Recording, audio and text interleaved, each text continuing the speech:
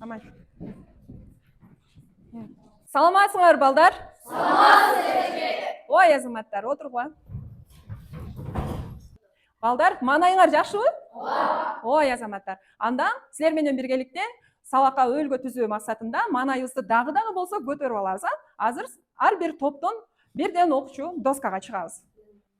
Кана, биринчи топтон кел. Балдар, азыр артыңардагы сырдуу сандыктарда кандайдыр бир организмдерди салабыз. Ошолорду силер көзүңөрдү жумуп, колуңар менен кайсыл нерсе экенин аныктайсыңар. Кайсыл топтон аныктаган болсо, анда ошол топко бирден упай кошулат. Түшүндүк, Балдар, азыр Умар мына предметтин ичине колуң саласың дагы, бул предметтин сырдуу сандыктын ичинде эмне бар экенин айтып бересиң. Эгер таппасаң, сенин тобуңдагылар ошол нерсенин эмне экенин айтпайбыз, эмне менен азыктанат, ал кайсыл жерде жашайт, мындай божомолдуу түрдө айтып бересиңер. Эгер таппаса, түшүндүңөр, даярбызбы? Кана баштадык. Умар башта. Эмне экен, Умар? Чымчык. Кандай чымчык экен? Кандай канаттуу экен? Эко экен. Ошондо сенин акыркы жообуң бул эмне? Чымчык. Канаттуу. Туура айтты, балдар? Кол чаап коебуз, азаматсың. Элеонора. Күчүкпү? Туура таптыбы?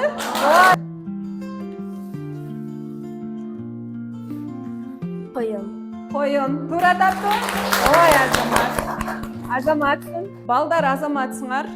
Силер сырдуу сандыкчанын ичинде кандай жаныбарлар бар экени жөнүндө билип алдыңар. Бул силерге упай. Кана акбар көрчү?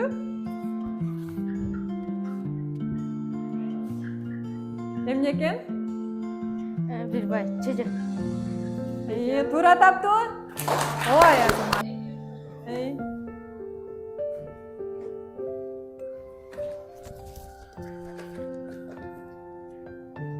Токпу? Же корозбу?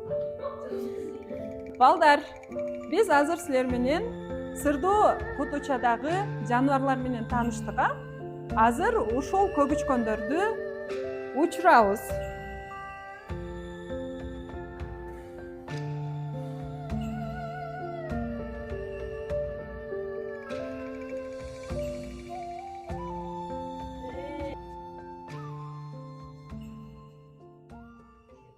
Балдар, бүгүнкү сабагыбыздын баалуу көрсөткүчү боюнча түшүндүрүп берейин.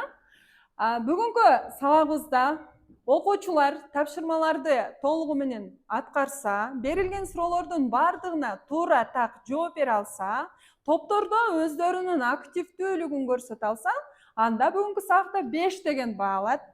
Эгерде окуучулар тапшырмалардын бардыгын толугу менен аткарып, берилген суроолордун кээ биркилерине жооп бере албай калса, кээ бир суроолорго, анда 4 деген баа алат. Бүгүнкү сабагыбызда окуучулардын, кээ бирки окуучулардын кызыгуусу жок болуп, досторунун сөзүн бөлгөн болсо, анда бүгүнкү сабакта 3 деген баага ээ болот. Мен ойлойм, бүгүнкү сабакта эч бир окуучу 3 деген баа албайбыз. Анда балдар, алтын эреже менен тааныша алабыз. Бүгүнкү сабагыбызда кандай алтын эрежелерге ээ болушубуз керек? Кана ар бир топтон бирден окуучу айтып коелучу. Сабакка активдүү катышуу. Ой, азамат. Кол көтөрүп жооп берүү. Ой, азамат, туура. Мен. Биримдикте болуу. Ой, азамат, биримдикте болуу, сөзүн бөлбөө, тазалыкты сактоо, убакытты туура пайдалануу, берилген тапшырмаларды өз убагында аткаруу деген жыйынтык менен биз алтын эрежени кабыл алып алабыз. Бүгүнкү сабакта ар бириңердин активдүүлүгүңөрдү мен мындай упайлар менен баалап турам. Сабагыбыздын акырында ким канча упай алган болсо, ошонун жыйынтыгы менен баа алып кетебиз. Көбүнчөсү ушул упайларды алганга аракет кылгыла. Балдар, өтүлгөн теманы бышыктап алуу үчүн үй тапшырмасына мен атайын постер усулун силерге дайындап келдим. Ал үчүн силерге мындай таркатмаларды берип өтөм. Ар бирибиз ошого карап жооп беребиз.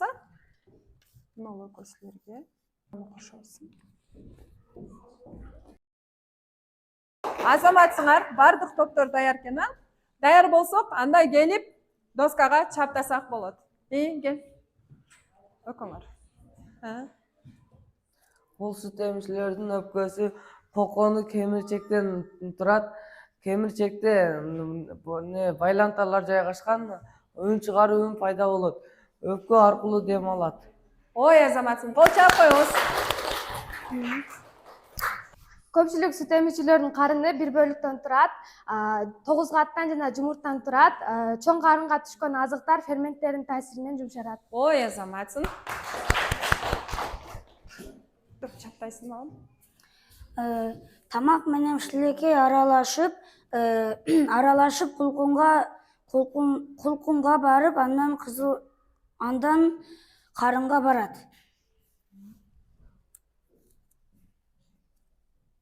Бул ичегилер ичке, түз ичеги, жон ичеги болуп бөлүнөт. Бул ичке ичеги ашказандан келген азык заттар буга берилет.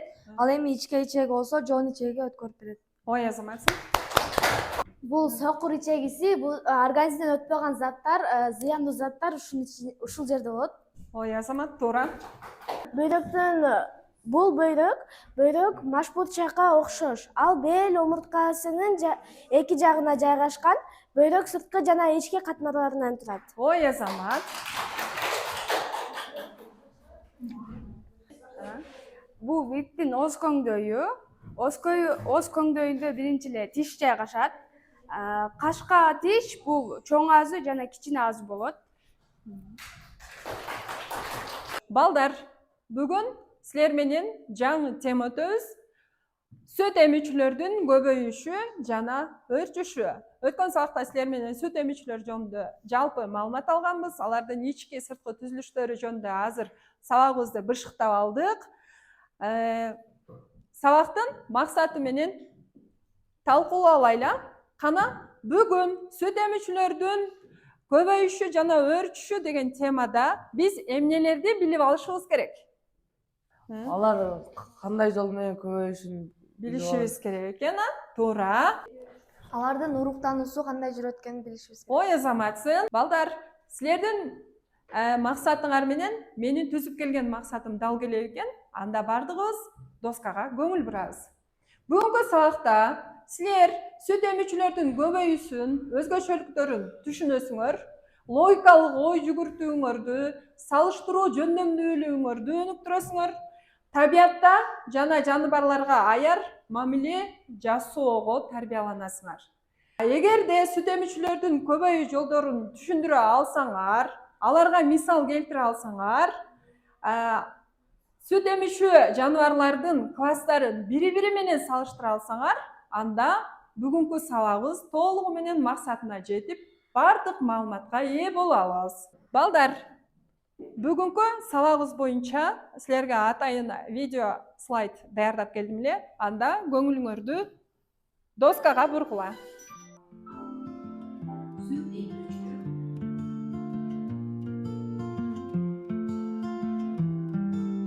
Кана балдар, видео материалдан эмнелерди көрдүк? Сүт эмүүчүлөр кантип көбөйүшөт экен? Сүт эмүүчү жаныбарлар балдар, булар айрым жыныстуу жаныбарлар. Сүт эмүүчү жаныбарлар, булардын уруктануу жолу иштен жүрөт. Буларда ургачылары түйүлдүгүндө өздөрүнүн организмдерин уруктануу процессинен кийин чоңойтушат. Азыр тема боюнча ар бир топко тапшырмаларды берем. Тапшырмаларды аткарабыз. Силерге убакыт 7 мүнөт убакыт берем, Биринчи топ, силер сүт эмүүчүлөрдүн көбөйүүсү жана өрчүүсү боюнча маалымат жазасыңар. Экинчи топ, сүт эмүүчүлөр классы негизинен 3 класска бөлүнөт, Тондуулар классы, баштыкчалуулар классы, анан жумуртка туучулар классы болуп. Бул жерде силерге эки классты бири-бири менен окшоштук жактарын, айырмачылык жактарын Вен диаграммасы усулу аркылуу бересиңер, жазып бересиңер. Үчүнчү топ, силерге конверттердин ичинде атайын адашкан сүрөттөр бар. Бири-бирин аралаштырбайбыз. Ошол сүрөттөрдү 4 бурчка бириктирип клейлеп туруп, анан кайсыл жаныбарлар экенин, алар кандай жолдор менен көбөйөт, алар кайсыл класска кирет, ошол жөнүндө маалымат жазасыз. Баштадык анда.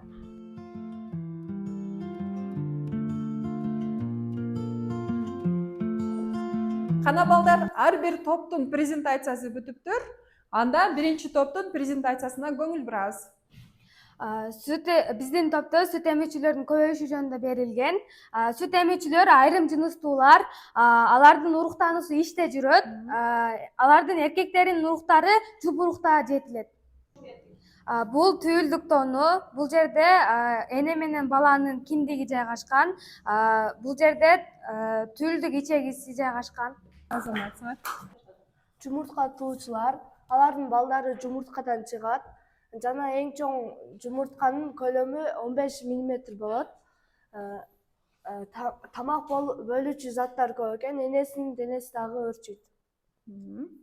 Бул баштыкчалуулар, буларда майда тамак болуучу заттар аз болот жана жука белок менен катмары курчалып турган. Жатында бирок анын тону жок болуп турат. Алар баягы балдарын жумурткадан эмес, алар балдарын баягы туушат экен. Анын теринин түзүлүштөрү абдан калың болот. Адашкан сүрөттөн пазл усулу берилген. Биз пазлды чогултуп, чогултканда коала чыкты. Коала Австралияда жашайт. Дарактардын үстүндө жашайт жана бул жалбырак менен азыктанышат. Баласын төрөгөндөн кийин бул чөнтөгүнө багып чоңойтот. Баштыкча кумурска чөнтөк классына кирет. Саламатсыңар балдар. Бүгүнкү сабагыбыздагы теманы аябай жакшы презентациялап бердиңер. Презентацияга чыккан окуучуларды баалап алсак, оны балага бер.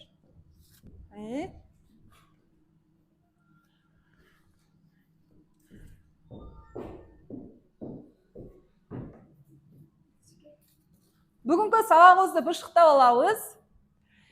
Бардыгыбыз көңүлдү доскага бурабыз. Мен силерге атайын бышыктоо тест даярдап келдим. Ошол тестке көңүл бурабыз. Варианттарын кол көтөрүп жооп беребиз.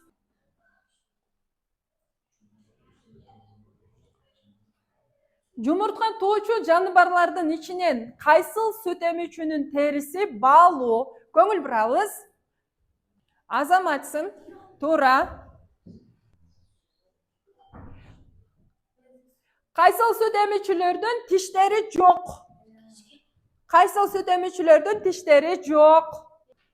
Ой, азаматсың, туура таптың. Жумуртка туучулардын экен.